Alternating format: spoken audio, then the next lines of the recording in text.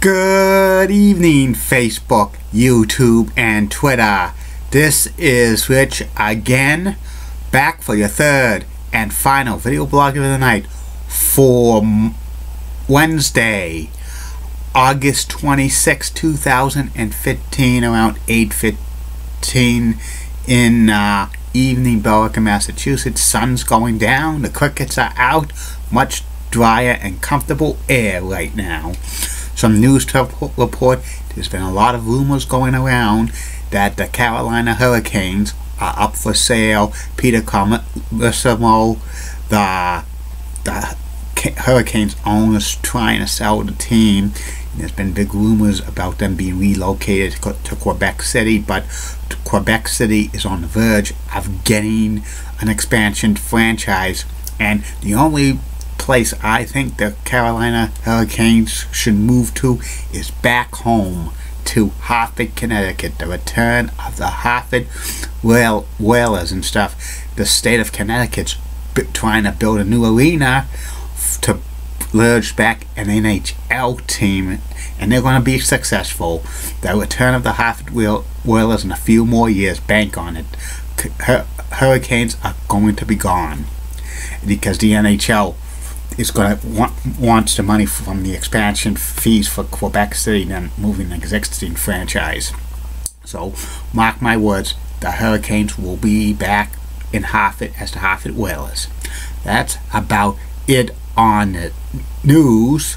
My third and final video blog subject of the night is about Shane McMahon. Shane McMahon was once an executive in the WWE for like doing digital media, and he was an on-screen character.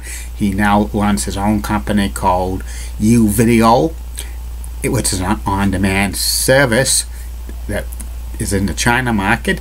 Shane McMahon is Vince McMahon's only son. Shane McMahon grew up in Greenwich, Connecticut. He was a big sports player in high school.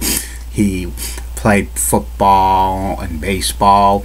He developed friendships with Rodney and Mac and Pete Gas, who were part of the Mean Street Posse. Eventually they became characters in the WWE. Shane went to college at Boston University, and he actually started working for the WWE in 1989 as working the ring, setting up rings. He was actually a referee for the WWE for a couple of years.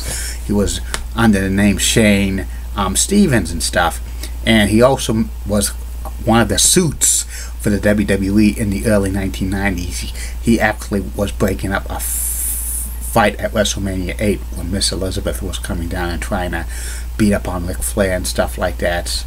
And in the early to mid-90s, Shane worked behind the scenes in the WWE, helping out with Vince and Linda, like running the WWE business. And when the WWE went online, Shane McMahon was involved in like digital media and stuff, and he'd worked on a lot of like international stuff, getting TV deals for the WWE. He was named vice president of new media for the WWE in like June of 1998, and in August of 1998, Shane McMahon made his on-air debut as Shane McMahon as like on Sunday Night Heat as an announcer. Eventually he got on the storylines with Vince McMahon in November 1998 when he reinstated Stone Cold to WWE, but he eventually turned on Stone Cold and joined his father Vince, and they feuded with Stone Cold and stuff. And Shane McMahon had a great heel character and stuff. He beat up a lot of wrestlers. He actually won the European Championship by beating X-Pac on Monday Night Raw. He had very enthusiasm to a heel. He brought the Mean Street Posse, Rodney and Pete Gas. Eventually it was Joey Abs, and it was a very fun time. Like the announcers was calling him Simba and Boy Wonder and stuff like that. Shane McMahon had a great character for wrestling, and even though he was a little bit out of shape, he could do awesome moves for like a non-wrestler and stuff like that. And Shane McMahon retired the European title. He eventually, managed some wrestlers, forming an alliance with the Big Show, and also he was part of the Helmsley McMahon regime of Triple H and his sister Stephanie and Vince running ramshed through the WWE in 2000 and stuff. And also Shane won the Hardcore title briefly over Steve Blackman, but at SummerSlam 2000 he took a monster bump off the Titantron, which was unbelievable and stuff. Shane could really go and stuff like that, and from time to time Shane would drop off of television stuff, probably to do more behind the scenes work with the WWE. He had an awesome match with his father Vince at WrestleMania 17, which was one of the best matches in WrestleMania history. Two non-wrestlers, pretty amazing. Also, Shane got involved in the Alliance storyline with owning WCW, and his sister Stephanie owned ECW, and they formed the Alliance to take the WWE out of business. But the invasion was a big flop, because most of WCW stars were like the mid-carders and stuff like that. They tried to interject Stone Cold as a heel, and eventually Kurt Angle and stuff, but it didn't work out. And then for a while Shane just made sporadic appearances in 2002, 2003, because he was settling down with getting married. Melissa, his wife, they eventually had 3 boys, and eventually Shane came back on television feuding with Kane and stuff after Kane attacked his mother Linda on Raw. They had some awesome matches throughout the summer and fall of 2003, which was pretty good. Afterwards, Shane disappeared again, but he came back in 2005 to get stunned by Stone Cold at WWE Homecoming when Raw returned to the USA Network after a 5-year absence in 2005. Shane McMahon did not participate in the Jim Ross filing the next week on Raw in October 10th, 2005, because Shane did not like the storyline of removing Jim Ross from television, because Jim Ross needed to go into surgery because he was suffering from he needed a kind of something removed from his groin, which was potentially cancerous, and Shane McMahon thought that was a bad storyline and stuff. It was poor taste and stuff, and it was speculation that he was going to be the one who brought Jim Ross back to the WWE and stuff, but that storyline was dropped and stuff. But eventually, a few months later, Shane, in January of 2006, rejoins his father again, eliminates Shawn Michaels from the Royal Rumble, and they feud with Shawn Michaels for several months. They even have a match at a pay-per-view for Backlash 2006 with Shawn Michaels and God facing off against Vince and Shane McMahon. That was very bad and stuff. God didn't show up and stuff. It could have been anybody. And then eventually they feuded. Triple H and Shawn Michaels returned to DX, and they feuded with Vince and Shane for 2006, the rest of 2006, and Shane still could go. He did crazy moves, bumps and stuff, which was pretty amazing.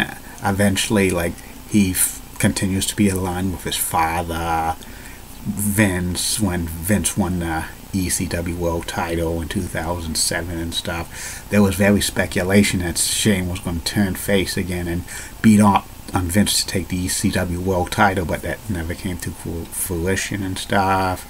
And after that, Shane McMahon's television appearances for wrestling kind of dwindled for WWE as he did more backstage stuff and with the digital things and stuff. By 2009, Shane McMahon had enough with the WWE. He gave his notice to be resign and stuff. There was speculation that he was having a power struggle with like Triple H and Stephanie, which that never came to fruition, but he thanked his father for giving him the opportunity and stuff for working as the company for 20 years. And with Vince, with Shane McMahon's background in like technologies and stuff, he started his own company called U Video and stuff. Was actually a company that was based out of China, but like Shane McMahon bought the U Video rights to the United States, and that company's has grown a lot. It's mainly based out of Asia and China and stuff, which is pretty good and stuff. There's been speculation that Shane McMahon's coming back to the WWE, but that's been shot down many times and stuff. He's now has gray hair and stuff, and he's not in too much of good shape and stuff, so you probably never see Shane McMahon ever in the WWE again, but you never know. Stranger things have happened and stuff. And his famous theme music is "Here Comes the Money, Here Comes the Money." Very good song. That's about it on Shane McMahon, and that's about it on these video blogs. Tomorrow, you are going to get 3 more video blogs: Facebook, YouTube, and Twitter. First video blog will be about the review of SummerSlam 1999 from Minneapolis, Minnesota, at the Target Center. Second video blog of the day will be about the Emerald Rose restaurant in Billerica, Massachusetts. And the third and final video blog of the night, personality profile, will be about former WWE CEO and two-time field senator candidate from Connecticut, Linda McMahon. Keep calm. And I'm a Julie Brennan guy. Molly Rosenblatt of Fox 35 Rocks and Has Nice Legs. Amy Swansea of Wish 2 Rocks and Has Nice Legs. And Elizabeth Hart has Rocks and Has Nice Legs. And in the words of Dr. Thomas Sharkey, former principal of BMHS, this action will not be tolerated. BMHS. Good night, everybody.